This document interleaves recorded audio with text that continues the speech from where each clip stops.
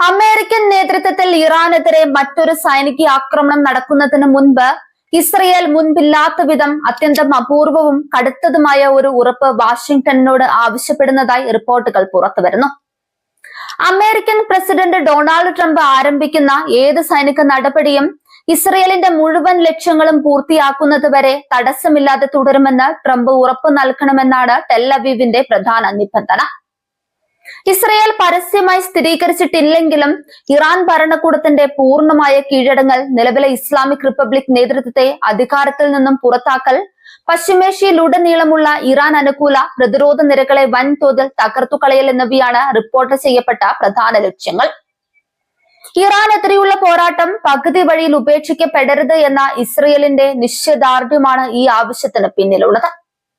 Gulf രാജ്യങ്ങളുടെ നയതന്ത്ര സമ്മർദ്ദങ്ങൾക്കോ അന്താരാഷ്ട്ര സാമ്പത്തിക വിപണിയിലെ തളർച്ചയ്ക്കോ സ്വന്തം രാജ്യത്തെ രാഷ്ട്രീയ സാഹചര്യങ്ങൾക്കോ വഴങ്ങി ട്രംപ് വീണ്ടും സൈനിക നീക്കങ്ങൾ പെട്ടെന്ന് നിർത്തിവെച്ചേക്കുമെന്ന ശക്തമായ ആശങ്കയാണ് ഇസ്രയേലിനെ ഇത്തരമൊരു നിലപാടിലേക്ക് നയിച്ചത്.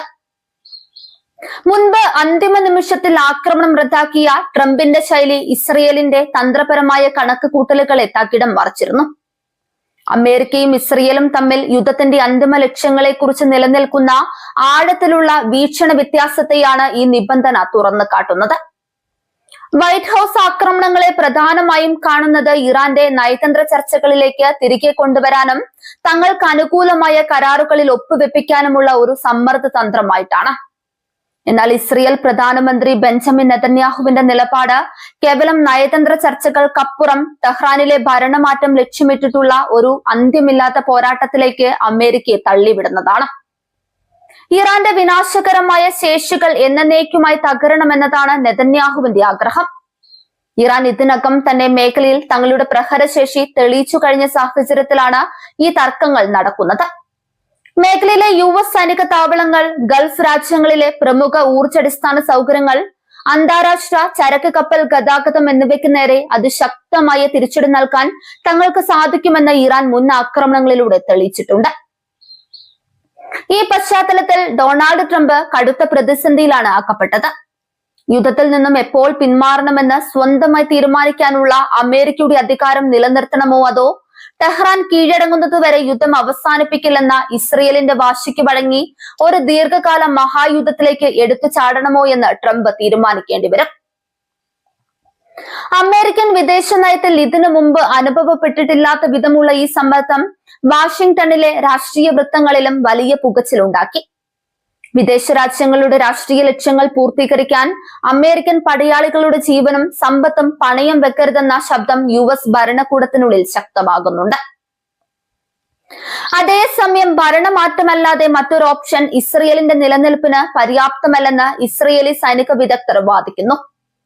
വെറുമൊരു താൽക്കാലിക വെടിനിർത്തലോ ധാരണയോ കൊണ്ട് ഇറാന്റെ ആണവ മിസൈൽ ശേഷികളെ തടയാനാവില്ലെന്നും അത് ഭാവിയിൽ ഇസ്രയേലിന് അതിനേക്കാൾ വലിയ അപകടം വരുത്തിവെക്കുമെന്നും അവർ ഭയപ്പെടുന്നുണ്ട്.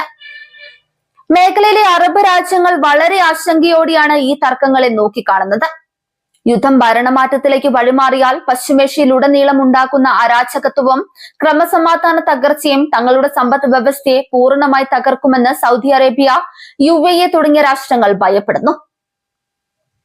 ഇറാന്റെ തന്ത്രപ്രധാനമായ ഹോർമുസ് കടലിടുക്ക് അടക്കമുള്ള ജലപാതകൾ പൂർണ്ണമായി അടയ്ക്കപ്പെട്ടാൽ ആഗോളതലത്തിൽ വൻ ഇന്ധന പ്രതിസന്ധിയും വിലക്കയറ്റവും ഉണ്ടാകും. ഇത് ലോകരാഷ്ട്രങ്ങളെ അമേരിക്കയ്ക്കെതിരെ തിരിക്കുമെന്ന കണക്കുകൂട്ടലുകളും വൈറ്റ് ഹൌസിനുണ്ട്. ഈ നിബന്ധന ട്രംപ് അംഗീകരിക്കുകയാണെങ്കിൽ അത് പശ്ചിമേഷ്യയെ പതിറ്റാണ്ടുകളോളം നീണ്ടു നിൽക്കുന്ന ഒരു രക്തരൂക്ഷിത പോരാട്ടത്തിലേക്ക് തള്ളിവിടും. ഇറാന്റെ പരോക്ഷ പ്രതിരോധ ശൃംഖലകളായ ഹിസ്ബുള്ള, ഹൂതികൾ തുടങ്ങിയ പ്രസ്ഥാനങ്ങൾ കൂടി ഒരേ സമയം രംഗത്തിറങ്ങുന്നതോടെ യുദ്ധത്തിന്റെ വ്യാപ്തി നിയന്ത്രണാതീതമായി മാറും.